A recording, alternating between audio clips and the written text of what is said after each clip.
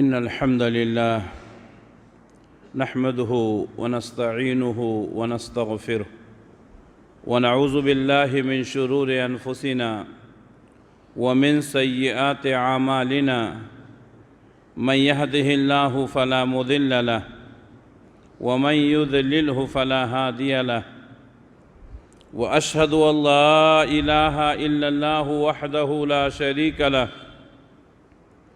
وأشهد أن محمدًا عبده ورسوله أما بعد فإن خير الحديث كتاب الله وخير الهدي هدي محمد صلى الله عليه وسلم وشر الأمور محدثاتها وكل محدثة بدعة وكل بدعة ضلالة وكل ضلالة في النار فأعوذ بالله السميع العليم من الشيطان الرجيم بسم الله الرحمن الرحيم قاف والقرآن المجيد بل عجبوا أن جاءهم منذر منهم فقال الكافرون هذا شيء عجيب أئذا متنا وكنا ترابا ذلك رجع بعيد قد علمنا ما تنقص الأرض منهم وعندنا كتاب حفيظ بل كذبوا بالحق لما جاءهم فهم في أمر مريج يا أيها الذين آمنوا اتقوا الله حق تقاته ولا تموتن إلا وأنتم مسلمون يا أيها الناس اتقوا ربكم الذي خلقكم من نفس واحدة وخلق منها زوجها وبث منهما رجالا كثيرا ونساء واتقوا الله الذي تساءلون به والأرحام إن الله كان عليكم رقيبا يا أيها الذين آمنوا اتقوا الله وقولوا قولا سديدا يصلح لكم أعمالكم ويغفر لكم ذنوبكم ومن يطع الله ورسوله فقد فاز فوزا عظیما۔ ہر طرح کی تعریف اللہ رب العالمین کے لیے لائق اور زیبا ہے، اور درود و سلام نازل ہوں اللہ کے تمام نبیوں پر، خصوصاً آخری نبی حضرت محمد مصطفیٰ صلی اللہ علیہ وسلم پر۔ محترم حاضرین، اللہ تبارک و تعالیٰ نے ہمارے اوپر بڑے احسانات کیے ہیں، ہمیں ایمان کی دولت سے سرفراز کیا، اور ہم دنیا میں سر اٹھا کر جیتے ہیں، اور بڑے ہی فخر کے ساتھ یہ کہتے ہیں کہ ہم اللہ کے علاوہ کسی اور کے سامنے سر نہیں جھکاتے۔ یہ اسلام کی دولت، یہ ایمان کی دولت اللہ کی تمام نعمتوں میں سب سے عظیم نعمت ہے، سب سے عظیم دولت۔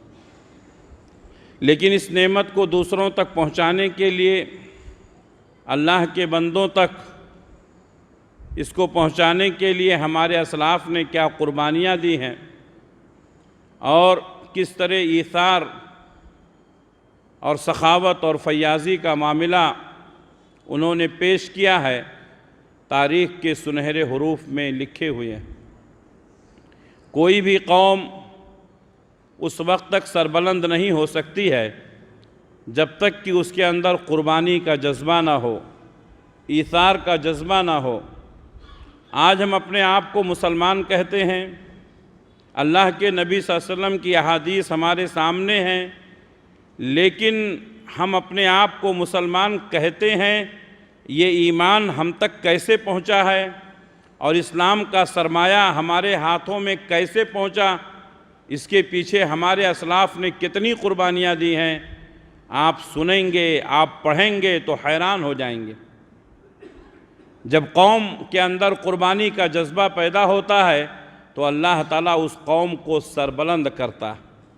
آج بھی وہی قومیں سر اٹھا کر جی رہی ہیں، اور انہی کو ترقی اور عروج مل رہا ہے جن کے اندر ایثار و قربانی کا جذبہ ہے۔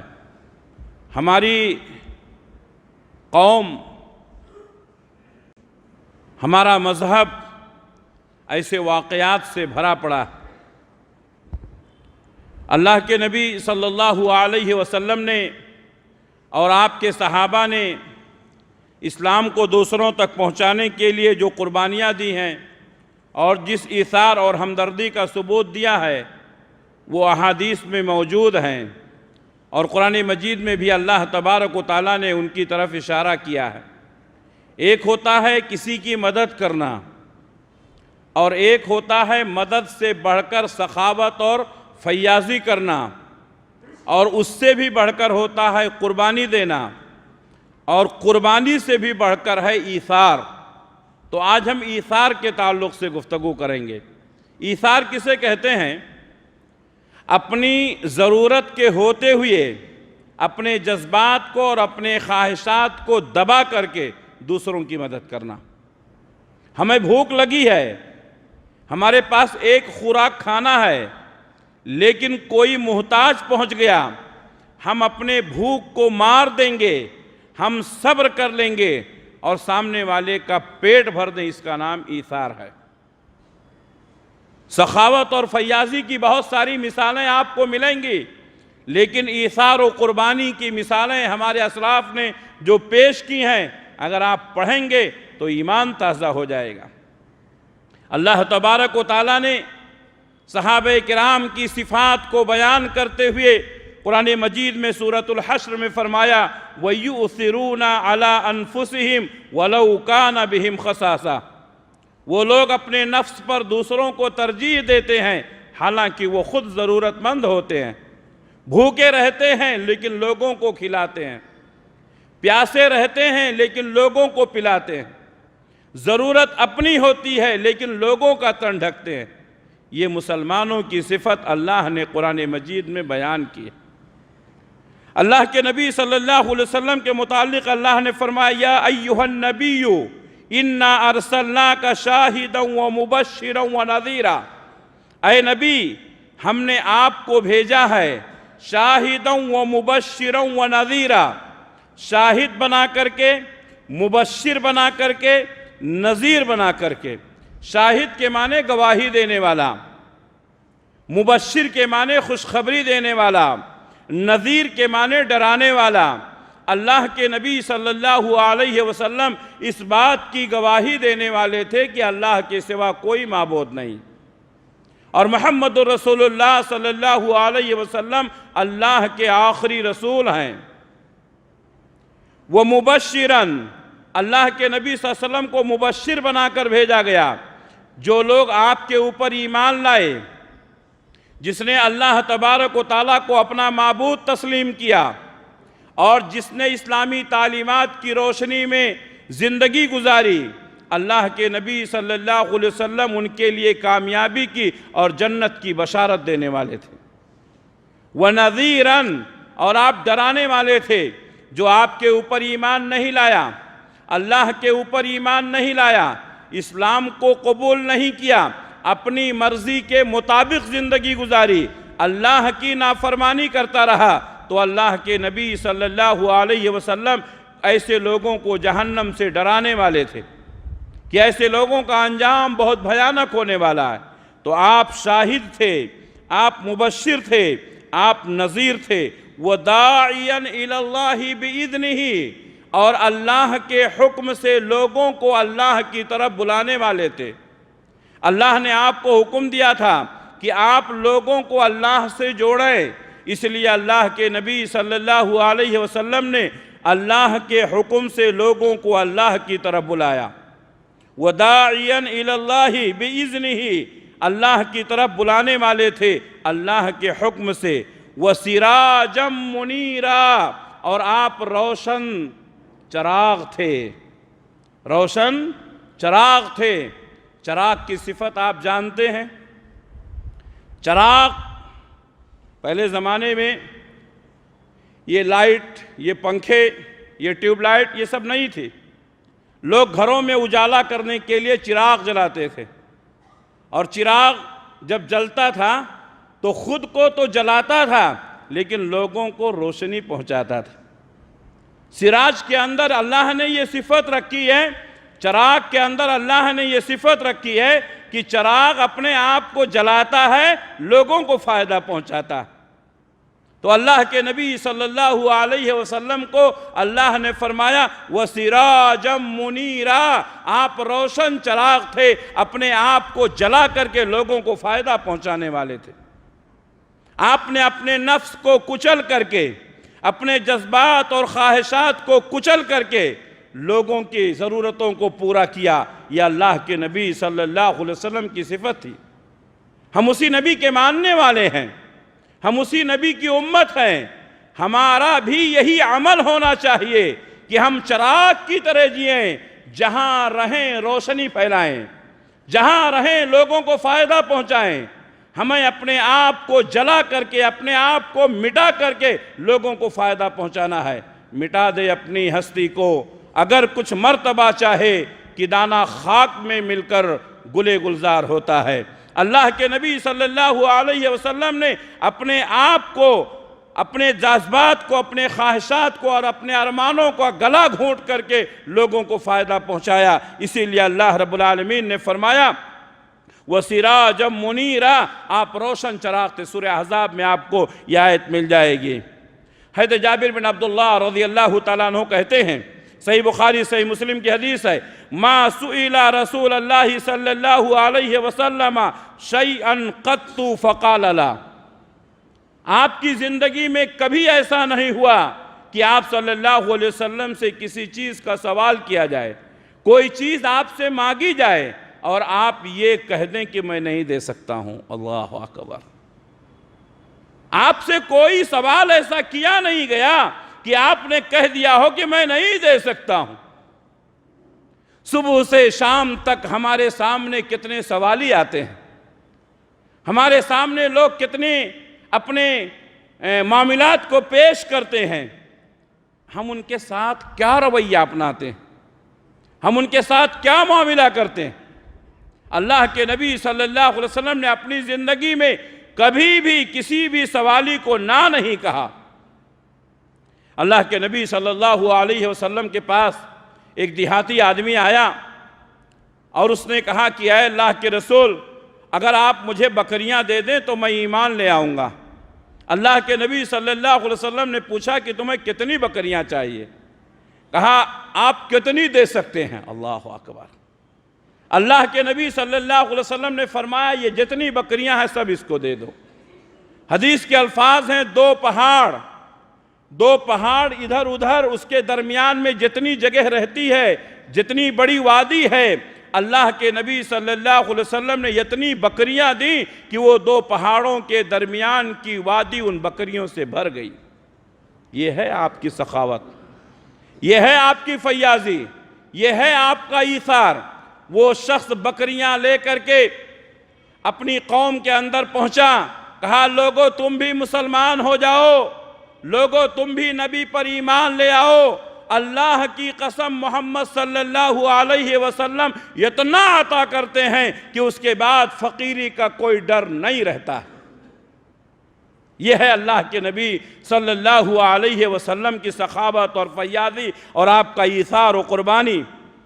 یہ تو آپ کے پاس بکریاں تھیں، آپ نے عطا کیا، لیکن کبھی کبھی ایسا ہوتا تھا کہ آپ سے سوال کیا جائے اور آپ کے پاس وہ چیز نہیں ہے، پھر بھی آپ انتظام کرتے تھے۔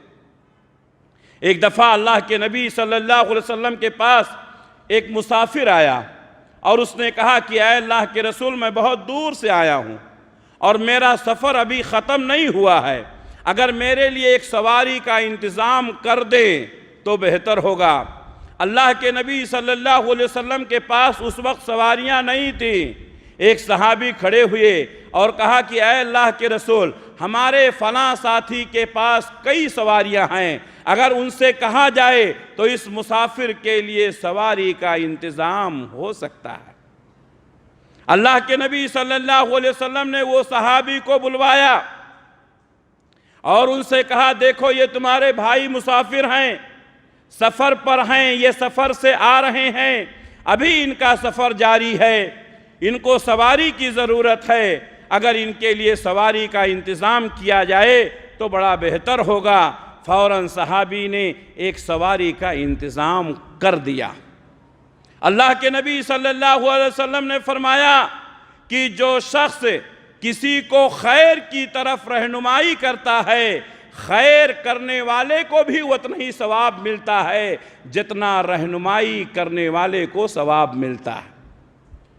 جن صحابی نے سواری عطا کی تھی ان کو جتنا ثواب ملا، وہ صحابی جنہوں نے اشارہ کیا تھا کہ فلاں آدمی کے پاس سواریاں ہیں، اگر ان سے کہی جائیں تو انتظام ہو سکتا ہے، اللہ کے نبی صلی اللہ علیہ وسلم نے فرمایا سواری دینے والے کو کتنا ثواب ملا ہے، اشارہ کرنے والے کو بھی اتنا ہی ثواب ملا۔ اللہ اکبر۔ آج بہت سارے لوگ ہیں جن کو اللہ نے نوازا ہے، آپ خود کسی کا تعاون کر سکتے ہیں الحمدللہ، لیکن کچھ لوگ ایسے ہیں جن کو اللہ تعالیٰ نے نوازا نہیں ہے، اگر ان کی سفارش سے، ان کے کہنے سے لوگوں نے تعاون کر دیا تو سفارش کرنے والے کو، اشارہ کرنے والے کو بھی اتنا ہی ثواب ملے گا۔ اللہ کے نبی صلی اللہ علیہ وسلم سے یہ واقعات آپ صلی اللہ علیہ وسلم نے سے رونما ہوئے اور آپ نے لوگوں کے سامنے بطور مثال پیش کی۔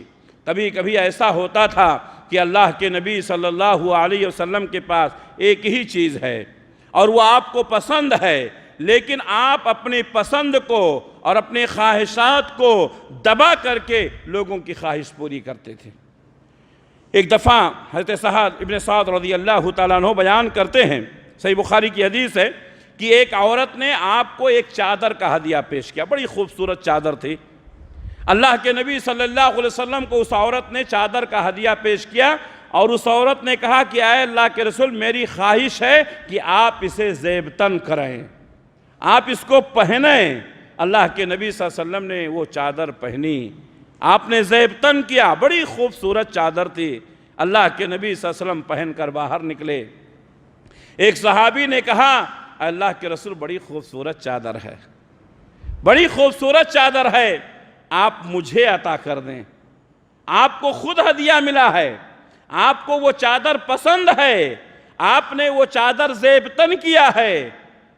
اللہ کے نبی صلی اللہ علیہ وسلم نے جب دیکھا کہ ایک صحابی اس چادر کو چاہتے ہیں، خواہش کرتے ہیں، آپ صلی اللہ علیہ وسلم گھر میں گئے اور آپ نے وہ چادر اتاری اور لا کر کے صحابی کے سامنے پیش کر دیا۔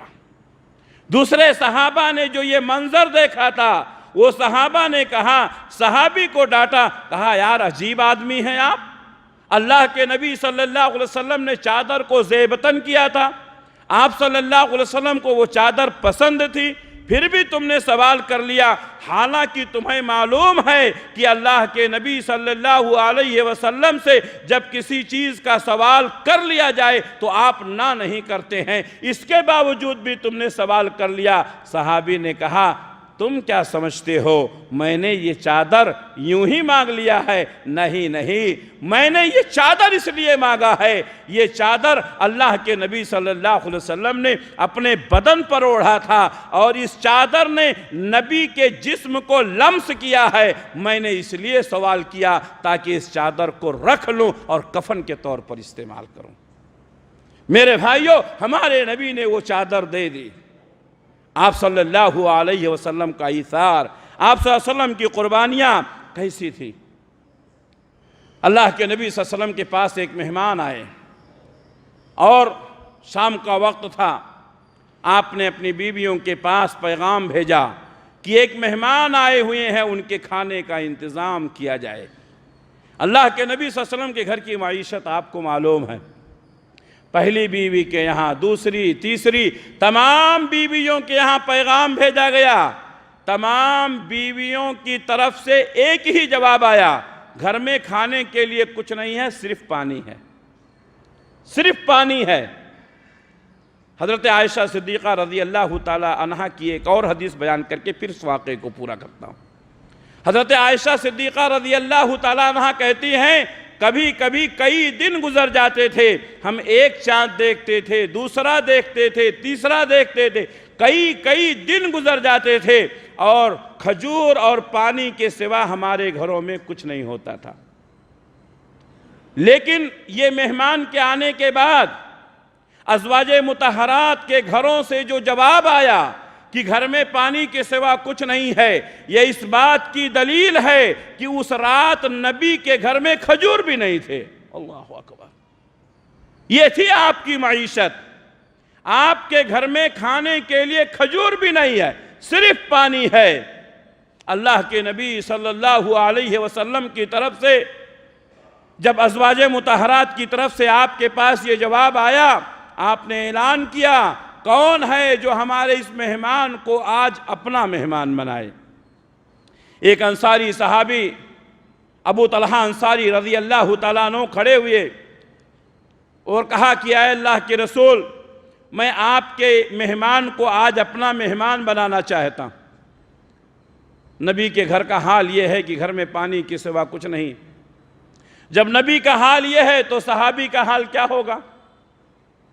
ابو طلحہ انصاری رضی اللہ تعالیٰ عنہ اللہ کے نبی کے مہمان کو لے کر گھر پہنچتے ہیں۔ بیوی سے کہا کھانے کا انتظام کیا جائے۔ پاک باز خاتون نے کہا، ام سلیم نام ہے ان کا، کہتی ہیں گھر میں ایک آدمی کا کھانا ہے، یا تو آپ کھا لیں یا تو مہمان کھا لے، یا تو بچے کھا لیں یا تو ہم کھا لیں۔ ابو طلحہ انصاری رضی اللہ تعالیٰ عنہ نے کہا کہ بچوں کو بھوکا سلا دیجئے، میں بھی بھوکا رہوں گا، آپ بھی بھوکے رہیے، لیکن مہمان کو پیٹ بھر کے کھانا کھلائیے۔ اللہ اکبر! شریفوں کا طریقہ یہ رہا ہے کہ وہ ہمیشہ مہمان کے ساتھ بیٹھ کر کھانا کھاتے ہیں۔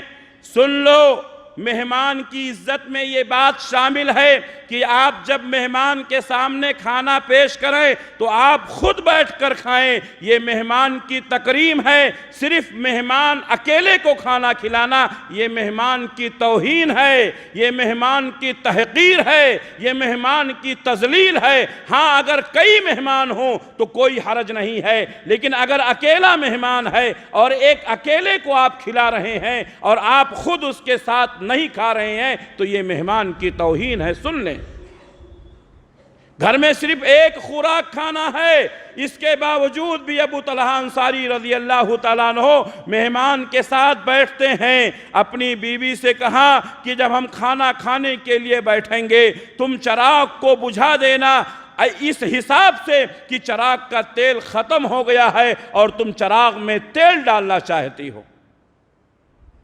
ابو طلحہ انصاری رضی اللہ تعالیٰ عنہ کے فرمان کے مطابق دسترخوان لگایا گیا۔ مہمان کے ساتھ ابو طلحہ انصاری رضی اللہ تعالیٰ عنہ بیٹھے۔ مہمان نے پیٹ بھر کر کھانا کھایا، چراغ بجھا دیا گیا۔ یہ واقعہ کسی کو معلوم نہیں، اللہ کے واسطے انہوں نے کام کیا تھا۔ رات کے اندھیرے میں اس واقعے سے کوئی باخبر تھا تو وہ ذات تھی جس کے بارے میں قرآن مجید میں آیا ہے کہ زمین اور آسمان کی کوئی بھی چیز نہیں ہے جو اللہ کے علم سے باہر ہو۔ کوئی نہیں دیکھا تھا، لیکن وہ رب ذوالجلال جو رات کے اندھیروں میں کیے جانے والے کاموں کو بھی جانتا، وہ رب ذوالجلال جو انسان کے دلوں میں دھڑکنوں کو اور اس کے وساوس کو بھی جانتا ہے۔ اللہ تبارک و تعالیٰ نے قرآن مجید میں آیت اتاری، وَيُؤْثِرُونَ عَلَىٰ أَنفُسِهِمْ وَلَوْ كَانَ بِهِمْ خَصَاصَةٌ، وہ لوگ اپنے اوپر دوسروں کو ترجیح دیتے ہیں حالانکہ وہ خود ضرورت مند ہوتے ہیں۔ رات کا معاملہ تھا، فجر کے وقت میں ابو طلحہ انصاری رضی اللہ تعالیٰ عنہ اللہ کے نبی صلی اللہ علیہ وسلم کی خدمت میں نماز کے لیے مسجد میں پہنچتے ہیں۔ نبی صلی اللہ علیہ وسلم مسکرائے اور کہا کہ اے ابو طلحہ، رات میں کیا معاملہ ہوا تھا؟ ابو طلحہ انصاری رضی اللہ تعالیٰ عنہ کہتے ہیں کہ میرے اور میرے بیوی کے علاوہ یہ واقعہ کسی کو نہیں معلوم تھا۔ اللہ تبارک و تعالیٰ نے وحی کے ذریعے سے نبی کو متنبہ کر دیا۔ میرے بھائیوں، رات کے اندھیروں میں نیکیاں کیا کرو، رات کے اندھیروں میں نیکیاں کیا کرو، چھپ چھپا کر صدقہ و خیرات کیا کرو۔ اللہ کے نبی صلی اللہ علیہ وسلم کے صحابہ اس قدر تھے۔ غزوہ تبوک کے موقع پر اللہ کے نبی صلی اللہ علیہ وسلم نے اعلان کیا دنیا کی بڑی طاقت سے مقابلہ ہے۔ ابو بکر صدیق رضی اللہ تعالیٰ عنہ کھڑے ہوئے، اپنے گھر کا پورا اثاثہ لا کر نبی کی خدمت میں پیش کر دیا، کہا اے اللہ کے رسول جو گھر میں تھا سب آپ کی خدمت میں لے آیا ہوں۔ حضرت عمر فاروق رضی اللہ تعالیٰ عنہ اپنے گھر کے جائیداد کے 2 حصے کیے، ایک حصہ نبی کی خدمت میں پیش کر دیا۔ صحابہ کرام نے اس قدر قربانیاں دیں۔ یہی حضرت ابو بکر صدیق رضی اللہ تعالیٰ عنہ ہیں، ہجرت کے موقع پر اللہ کے نبی صلی اللہ علیہ وسلم کے سامنے آپ کے پاس جتنا مال تھا سب پیش کر دیا، کہا اللہ کے رسول آپ اپنی ضرورت کے مطابق جتنا چاہیں استعمال کریں۔ یہی خدیجہ الکبریٰ رضی اللہ تعالیٰ عنہا ہیں جو مکہ کی سب سے مالدار خاتون ہیں۔ مردوں کے سخاوت اور فیاضی اور ایثار و قربانی کا واقعہ آپ نے سنا ہوگا، لیکن یہ خدیجہ الکبریٰ جو مکہ کی سب سے مالدار خاتون ہیں اور جن کے پاس مکہ کے بڑے بڑے روسا نے اور چودھریوں نے نکاح کا پیغام بھیجا تھا، لیکن خدیجہ نے ان کے پیغامات کو ٹھکرا دیا تھا اور نبی صلی اللہ علیہ وسلم کو اپنی زندگی کے لیے انہوں نے خود پسند کیا۔ جب آپ صلی اللہ علیہ وسلم کے ساتھ ان کا نکاح ہوا، یہ حضرت خدیجہ رضی اللہ تعالیٰ عنہا اپنا پورا مال نبی کے حوالے کر دیتی ہیں، کہتی ہیں اے اللہ کے رسول یہ میرا نہیں، یہ سب آپ کا مال ہے، آپ جس طرح چاہیں اس کو خرچہ کریں۔ یہ ہے صحابہ کرام کی قربانیاں، یہ ہے صحابہ کرام کے اور صحابیات کے صفات جو انہوں نے پیش کیا دین اسلام کے لیے۔ عبداللہ ابن عمر رضی اللہ تعالیٰ عنہ ایک بار بیمار ہو گئے، اور جب آدمی بیمار ہو جاتا ہے تو اس کی زبان، اس کا چہرہ اتر جاتا ہے، اور بیمار سے جب شفا ملتی ہے تو انسان کو تھوڑا چٹپٹا کھانے کی طبیعت کہتی ہے، انسان کی فطرت ہے۔ عبداللہ ابن عمر رضی اللہ تعالیٰ عنہ بخار سے جب شفا یاب ہوئے، اپنی بیوی سے کہا کئی دنوں سے مچھلی کھانے کی طبیعت کہہ رہی تھی۔ بیوی نے کہا ارے بتا دیے ہوتے، میں مچھلی منگا لیتی اور پکا دیتی۔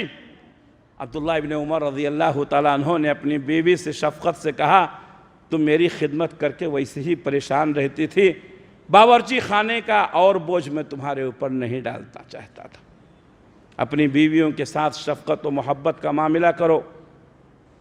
اللہ کے نبی صلی اللہ علیہ وسلم اور آپ کے صحابہ خواتین کے ساتھ اور بیویوں کے ساتھ اور ازواج مطہرات کے ساتھ ہمیشہ ایسے معاملات کرتے تھے، ان کی طاقت سے زیادہ بوجھ ان کے اوپر مت ڈالو۔ عبداللہ ابن عمر رضی اللہ تعالیٰ عنہ کہتے ہیں تم میری تیمارداری، میری خدمت میں ویسے ہی پریشان تھی، باورچی خانے کا مزید بوجھ میں تمہارے اوپر نہیں ڈالنا چاہتا تھا، لیکن جب شفا مل گئی، مچھلی منگائی گئی، پکایا گیا، مرغن کیا گیا، پراٹھے بنائے گئے، بہترین مچھلی اور پراٹھا حضرت عبداللہ ابن عمر رضی اللہ تعالیٰ عنہ کے سامنے پیش کیا گیا۔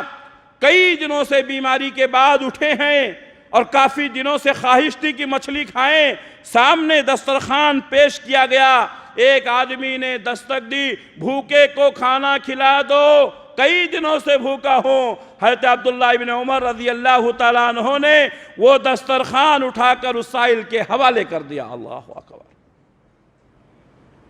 صحابہ کرام بھوکے رہتے تھے لیکن لوگوں کو کھلاتے تھے۔ سمامہ بن اسال جن کو لا کر کے مسجد نبوی کے کھمبے میں باندھا گیا تھا، کہتے ہیں کہ میں نے خود دیکھا صحابہ کرام کھجوریں کھاتے تھے اور ہم کو گندم کی روٹیاں کھلاتے تھے۔ صحابہ کرام خود کھانے سے پہلے مجھے کھلاتے تھے۔ ایک مجرم کے ساتھ ایسا سلوک، ایسا احسان۔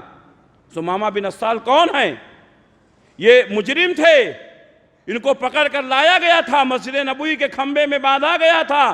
صحابہ کرام کی ایثار و قربانی کو دیکھ کر کے یہ متاثر ہوئے اور بعد میں مسلمان ہوئے۔ میرے بھائیوں، اپنے لیے مت جیو، اپنے لیے مت جیو۔ اس دور میں جب ہمارے اسلاف کے پاس کھانے کے لیے کھانا نہیں تھا اور پہننے کے لیے کپڑے نہیں تھے، ضرورتیں نہیں پوری ہوتی تھیں، انہوں نے اتنے بڑے بڑے کام کیے جو آج ہم سرمایہ دار ہونے کے باوجود بھی نہیں کر سکتے۔ آج انسانیت تڑپ رہی ہے، آج انسانیت بڑک رہی ہے، آج لوگوں کو ضرورت ہے آپ کے مال کی، اور آپ یہ سوچتے ہیں کہ یہ مال ہم نے کمایا ہے، یہ ہمارا ہے، ہم جہاں چاہیں خرچ کریں۔ میرے بھائیوں، غریبوں کی مدد کرو، یتیموں کی مدد کرو، بیواؤں کا سہارا بنو، ضرورت مندوں کی ضرورتیں پوری کرو، بیماروں کا علاج کراؤ، اللہ تبارک و تعالیٰ اور برکت دے گا۔ لیکن آج انسان اتنا خود غرض ہو گیا ہے کہ کسی کی مدد نہیں کرنا چاہتا ہے۔ ہم اس مذہب کے ماننے والے ہیں جس میں جانوروں کے ساتھ بھی حسن سلوک کا حکم دیا گیا۔ اللہ کے نبی صلی اللہ علیہ وسلم ہمیشہ غریبوں کی مدد کرتے تھے، ایثار و قربانی کا ثبوت دیا آپ نے۔ حضرت ابو طلحہ انصاری رضی اللہ تعالیٰ عنہ نے قرآن مجید کی وہ آیت پڑھی، لن تنالوا البر حتی تنفقوا مما تحبون، تم بھلائی اس وقت تک نہیں پا سکتے ہو جب تک کہ محبوب چیز کو اللہ کے راستے میں قربان نہ کرو۔ حضرت ابو طلحہ انصاری رضی اللہ تعالیٰ عنہ نبی کی خدمت میں پہنچے، کہا اے اللہ کے رسول، ہمارا وہ بیرہا باغ جو ہے میں آپ کے حوالے کرنا چاہتا ہوں۔ بیرہا باغ کون سا ہے میں پہلے آپ کو بتا دوں۔ مسجد نبوی کے سامنے ایک بہت بڑا کھجوروں کا باغ تھا۔ اللہ کے نبی صلی اللہ علیہ وسلم اس وقت عصر کے بعد کبھی کبھی کھجوروں کے باغ میں جایا کرتے تھے، وہاں کا ٹھنڈا پانی پیتے، وہاں کے کھجور کھاتے۔ بہت بڑا باغ تھا، اور میں یہ سمجھتا ہوں کہ اس وقت کا سب سے بڑا باغ تھا مدینے کا، حضرت ابو طلحہ انصاری رضی اللہ تعالیٰ عنہ کا، بہت محبوب تھا۔ پورا باغ کھجوروں سے لدا ہوا ہے۔ اللہ کے نبی صلی اللہ علیہ وسلم کے پاس پہنچے، اللہ کے رسول آپ اس کو قبول فرما لیں۔ کہا کیوں؟ کہا میں نے قرآن مجید میں پڑھا ہے، لن تنالوا البر حتی تنفقوا مما تحبون، تم بھلائی نہیں پا سکتے ہو جب تک کہ محبوب چیز کو اللہ کے راستے میں قربان نہ کرو، اور اس وقت میرے نزدیک سب سے زیادہ محبوب میرا یہ کھجوروں کا بڑا باغ ہے۔ اللہ کے نبی صلی اللہ علیہ وسلم نے فرمایا یہ تو بہت ہی نفع بخش تجارت ہے، یہ تو بہت ہی نفع بخش تجارت ہے، یہ تو بہت ہی نفع بخش تجارت ہے۔ اللہ کے نبی صلی اللہ علیہ وسلم نے فرمایا ٹھیک ہے، اگر تم اس باغ کو اللہ کے راستے میں خرچ کرنا چاہتے ہو تو میں چاہتا ہوں کہ اپنے بھائیوں میں، اپنے رشتہ داروں میں تقسیم کر دو۔ اپنا خود کا ذاتی مال ابو طلحہ انصاری رضی اللہ تعالیٰ عنہ نے اپنے رشتہ داروں میں تقسیم کر دیا۔ آج ہمارا حال یہ ہے، ہمارا خود کا حق ہم کو نہیں مل پا رہا ہے، ہمارا خود کا حق ہمیں نہیں مل پا رہا ہے۔ ہمارے اسلاف اپنے کمائے ہوئے مال کو، اپنے ہاتھ کی کمائی کو اپنے رشتہ داروں میں تقسیم کر دیا کرتے۔ میرے بھائیوں، ایثار و قربانی کا جذبہ پیش کرو۔ یہ تو مردوں کی بات ہوئی، عورتوں کے بھی کچھ واقعات میں نے بتائے، اور ایک عظیم واقعہ میں آپ کو بتاؤں۔ اللہ کے نبی صلی اللہ علیہ وسلم کی وفات کے بعد آپ صلی اللہ علیہ وسلم کو حجرہ عائشہ میں دفن کیا گیا، سب جانتے ہیں۔ اس کے بعد ابو بکر صدیق رضی اللہ تعالیٰ عنہ کا انتقال ہوا، تو اللہ کے نبی صلی اللہ علیہ وسلم کے بغل میں جو جگہ باقی تھی وہاں پر ابو بکر صدیق رضی اللہ تعالیٰ عنہ کو بھی دفن کر دیا گیا۔ لیکن حجرے میں ابھی ایک اور قبر کی جگہ باقی ہے۔ حضرت عائشہ صدیقہ رضی اللہ تعالیٰ عنہ کہتی ہے میرا حجرہ جو نبی نے مجھے عنایت کیا تھا، اور میرے اس حجرے میں جہاں اللہ کے نبی صلی اللہ علیہ وسلم مدفون ہیں اور میرے والد ابو بکر صدیق بھی مدفون ہے، میرے دل میں یہ خیال آیا کہ یہ حجرہ میرا ہے، اگر میں بھی اپنے شوہر اور اپنے والد کے ساتھ یہ باقی جگہ میں مدفون ہو جاؤں تو میری زندگی بھی نبی کے ساتھ تھی اور قبر میں بھی نبی کے پہلو میں رہوں گے۔ اللہ اکبر! کیا خواہش تھی، کیا ارمان تھے، کیا جذبات و خواہشات تھے، اور وہ بھی کتنے پاکیزہ تھے۔ حضرت عائشہ صدیقہ رضی اللہ تعالیٰ عنہ کہتی ہے میں نے مکمل ارادہ کر لیا تھا کہ میری وفات کے بعد میرے حجرے میں اللہ کے رسول کے بغل میں ابو بکر صدیق اور ان کے بغل میں اس کے بغل میں جو جگہ ہے وہاں میں اپنے آپ کو خاص کر لوں گی وہاں دفن کرنے کے لیے۔ حضرت عمر رضی اللہ تعالیٰ عنہ کو شہید کیا گیا، اور آپ کا انتقال سے پہلے آپ نے اپنے بیٹے حضرت عبداللہ کو بھیجا اور کہا عائشہ کے پاس جاؤ اور میرا سلام عرض کرو، اور عائشہ سے کہو کہ ابو نے آپ کو سلام سنایا ہے اور ابو نے آپ سے ایک چیز مانگی ہے۔ حضرت عبداللہ رضی اللہ تعالیٰ عنہ گئے، حضرت عائشہ سے سلام عرض کیا اور کہا کہ ابو نے آپ سے ایک سوال کیا. کہا بولو کیا بات ہے؟ کہا نبی کے بغل میں ابو بکر صدیق کے پہلو میں جو جگہ باقی ہے عمر بن خطاب چاہتے ہیں کہ آپ اجازت دے دیں تو وہاں ان کو دفن کر دیا جائے. حضرت عائشہ صدیقہ رضی اللہ تعالیٰ عنہ کہتی ہیں میں نے عمر کی نیکیوں کو یاد کیا، ان کے کارناموں کو یاد کیا، اسلام کے تعلق سے جو انہوں نے ایثار اور قربانیاں پیش کی تھی وہ میرے نگاہوں کے سامنے آ گئے اور مجھے کہنا پڑا کہ جاؤ کہہ دو میں نے وہ جگہ عمر کے حوالے کر دیا. وَيُؤْثِرُونَ عَلَىٰ أَنفُسِهِمْ وَلَوْ كَانَ بِهِمْ خَصَاصَةٌ، وہ اپنے نفس پر لوگوں کو ترجیح دیتے ہیں حالانکہ وہ خود ضرورت مند ہوتے ہیں. میرے بھائیوں، صحابہ اور صحابیات نے یہ قربانیاں پیش کی ہیں. ہم اس دین کے ماننے والے ہیں، ہم اپنے آپ کو مسلمان کہنے والے.